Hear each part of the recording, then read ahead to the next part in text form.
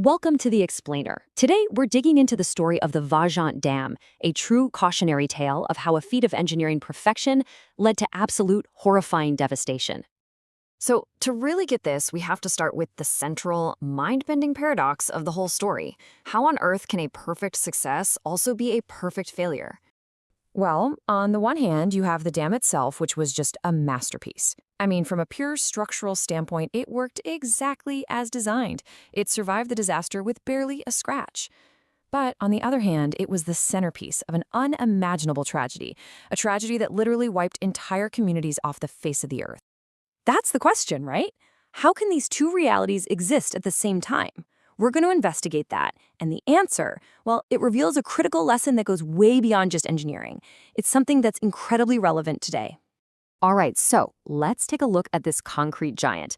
Let's see how it was designed, and maybe more importantly, what its engineers were really focused on. So this thing was built in a super narrow gorge, which is the perfect place for an arch dam. And at the time, it was a total marvel. It was a huge symbol of Italy's engineering power as it was rebuilding and electrifying the country after the war. And right here, this is where the problem starts.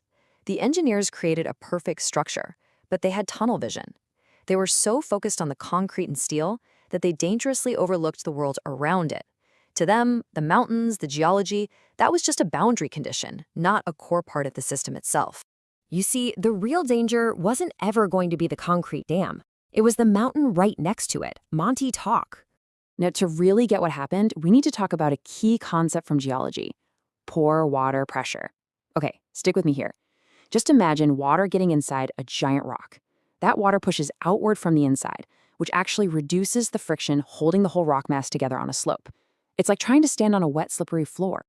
So here's the recipe for absolute disaster. The reservoir behind the dam wasn't just sitting there. No, it was an active force, and it was weakening the mountain.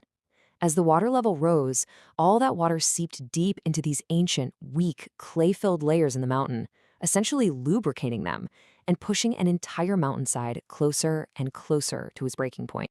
And the crazy part is, they saw it happening. The data showed clear, undeniable signs of disaster.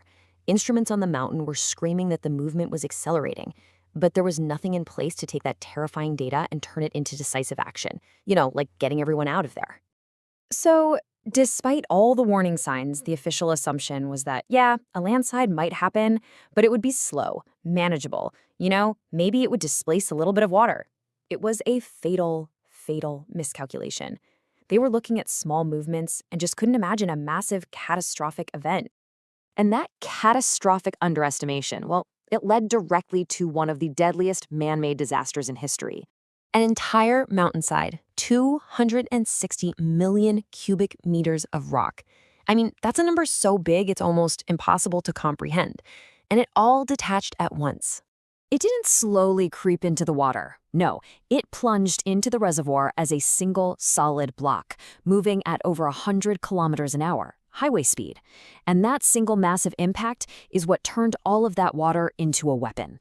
This impact created a wave taller than a 60-story building. It was so powerful it surged up the other side of the valley, stripping it completely bare before crashing right over the top of the dam. If you were in the direct path of that torrent, your chances of survival were zero. The wall of water didn't just flood the town of Longarone, it pulverized it. It literally erased it from the map in just a few minutes. And here's the most chilling, crucial point of all. Through all of that unbelievable violence, the dam held. Today, it still stands there, a silent monument to a disaster it caused, but somehow survived.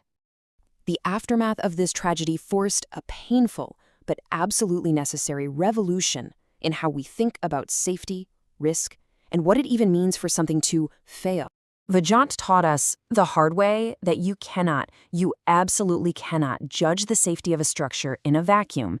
You have to analyze the entire system it lives in, the geology, the water, the people. It forced a massive shift from just calculating basic safety factors to really thinking about those low probability but super high consequence nightmare scenarios. The disaster really did create a ripple effect across the world. It redefined failure. Failure isn't just a cracked beam anymore. It's when the entire system collapses. And maybe most importantly, it proved that organizational failure, the failure to act on clear, terrifying data, is every bit as deadly as a bad calculation. So, why does all this matter so much? Because this disaster proved that you can be technically perfect and still be catastrophically wrong. The dam did its job, it performed flawlessly, but that success was completely meaningless in the face of a total, devastating system failure. And that leaves us with a final, chilling thought. The greatest risks we face often don't lie in the things we build, but in the things we fail to see, in the basic assumptions we never think to question. The silent, standing Vajont Dam is a permanent, haunting reminder of that very lesson.